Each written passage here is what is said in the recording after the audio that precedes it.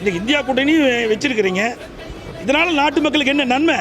நமக்கு உச்சநீதிமன்றம் அளித்த தீர்ப்பையே இவர்களால் படுத்த முடியலையே. நியாயமாக கிடைக்க வேண்டிய நீரை கூட இவர்களை பெற்றுத்தர முடியலையே மக்களுக்கு.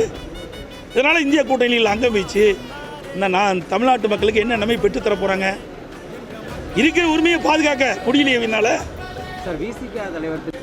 இந்த ஆட்சியில் நிர்வாகமே கிடையாது. இதே அனைத்து இந்திய அண்ணா திராவிட முன்னேற்ற கழகம் ஆட்சி இருக்கின்ற போது தேர்தல் நடந்தது. இப்படிப்பட்ட சம்பவம் எங்கேயும் நடக்கலை. அது உரிய முறையில் நாங்கள் பாதுகாத்துட்டு இருந்தோம். இன்றைக்கு இந்த விடியா திமுக ஆட்சி ஏற்பட்ட பிறகு இன்றைக்கு வெப்பம் அதிகரிச்சிருக்கு.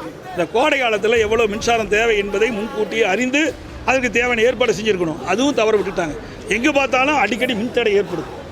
அதுக்கு நிரந்தர தீர்வு கிடையாது. ஒரு கையிலாகாத அரசாங்கம் என்பதற்கு இதுதான் சான்று. ஒரு சுமூகமான உடன்பாடு ஏற்படுவதற்கு மாவட்ட ஆட்சித்தலைவர்களும் காவல்துறை கண்காணிப்பாளர்களும் நடவடிக்கை எடுப்பதாக எனக்கு தகவல் கிடைச்சிருக்குது. அந்த முயற்சி எடுத்துகிட்டு இருக்கிறாங்க. இது அமைதி நிகழ வேண்டும்.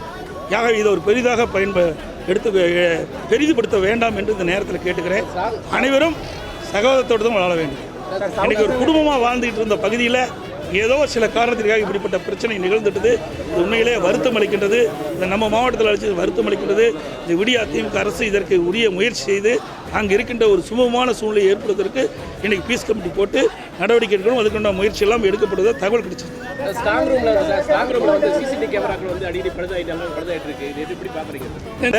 கால்நடை பூங்காவை துவப்பதற்கு இவங்களுக்கு என்ன நேரம் தேவை? ஒரு 5 நிமிடம் இருந்தால் போதும். இங்கே நேரில் விளையாட்டை விட காணொலி காட்சியின் மூலம் திறந்திருக்கலாம். எவ்வளோ திட்டத்தை திறக்கிறாங்க? ஏன் இந்த திட்டத்தை மறுக்கிறாங்க? இந்த திட்டத்தை திறக்கப்பட்டிருந்தால், கால்நடை பூங்கா திறக்கப்பட்டிருந்தால் அந்த மாவட்ட வளர்ச்சி ஆகிருக்கும். ஆசியாவிலே மிகப்பெரிய கால்நடை பூங்கா, விவசாயிகளுக்கு பயனுள்ள திட்டம். இப்படி இந்த விடியா திமுக அரசு இவர்களும் எந்த திட்டத்தையும் கொண்டு வந்து நிறைவேற்றலை. ஏற்கனவே அனைத்து இந்திய அண்ணா திராவிட முன்னேற்ற கழக ஆட்சியில் கொண்டு வந்த திட்டத்தை முடக்கி மக்களுக்கு கிடைக்க வேண்டிய நன்மையை இந்த ஆட்சி தடுத்து நிறுத்துகின்றது. இதுதான் இந்த ஆட்சியில் செய்த சாதனை.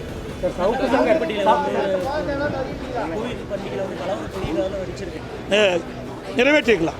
அத்திக்கடை வனாசி திட்டத்தில் அந்த 15% பணி நிறைவேற்றியிருந்தால் அந்த வறண்ட ஏரிகள் முழுவதும் நிரப்பப்பட்டிருக்கும். அதனால் ஈரோடு மாவட்டம், திருப்பூர் மாவட்டம், கோயம்புத்தூர் 3 மாவட்டத்தில் இருக்கின்ற ஏரிகள் நிரம்பி இந்த கோடை காலத்தில் நிலத்தடி நீர் உயர்ந்து விவசாய தேவை நீர் கிடைச்சிருக்கு, குடிப்பது தேவை நீர் இருக்குது.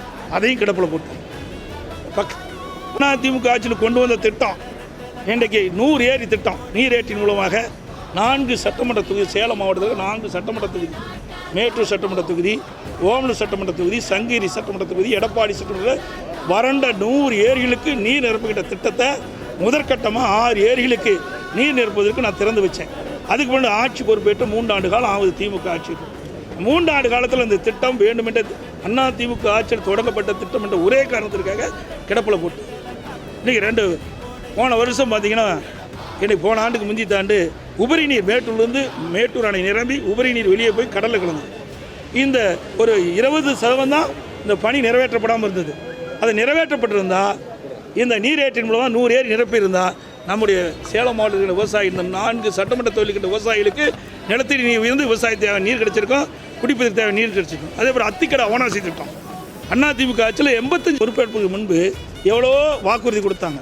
ஆட்சிக்கு தொடர்ந்து 1000 தடுப்பணை கட்டினாங்க. எத்தனை தடுப்பணை கட்டினாங்க? இன்றைக்கி வறட்சி நிலவிக்கிட்டு இருக்குது. கோடை காலத்தில் இன்றைக்கு வரலாறு காணாத வெப்பம். இதனால் நாளுக்கு நாள் தண்ணீர், நிலத்தடி நீர் குறைஞ்சிக்கிட்டே போகுது. இதெல்லாம் அதிமுக ஆட்சியில் குடிமராமத்து திட்டத்தை கொண்டாந்தான். அதையெல்லாம் இந்த ஆட்சியில் தொடர்ந்து இருந்தால் இந்த 2 ஆண்டுக்கு முன்பு நல்லா மழை பொழிஞ்சுது. அப்போ எல்லாமே இந்த ஏரி குளத்தில் தண்ணி தேக்கி இன்றைக்கு இந்த மாதிரி கோடை காலத்தில் அதை பயன்படுத்தியிருக்கோம். நிலத்தடி நீர் உயர்ந்திருக்கும், விவசாயிகளுக்கு தேவையான நீர் கிடைச்சிருக்கும், மக்களுக்கு தேவையான குடிநீர் கிடைச்சிருக்கும். அதையெல்லாம் செய்யலை. எந்த தடுப்பணையும் கட்டல. கொடுக்கப்பட்ட வாக்குறுதி நிறைவேற்ற கோதுமை பீர் வந்து மக்களுக்கு கொண்டு குடிமக்களுக்கு கொண்டு அறிமுகப்படுத்துறதா சொல்லியிருக்காங்க.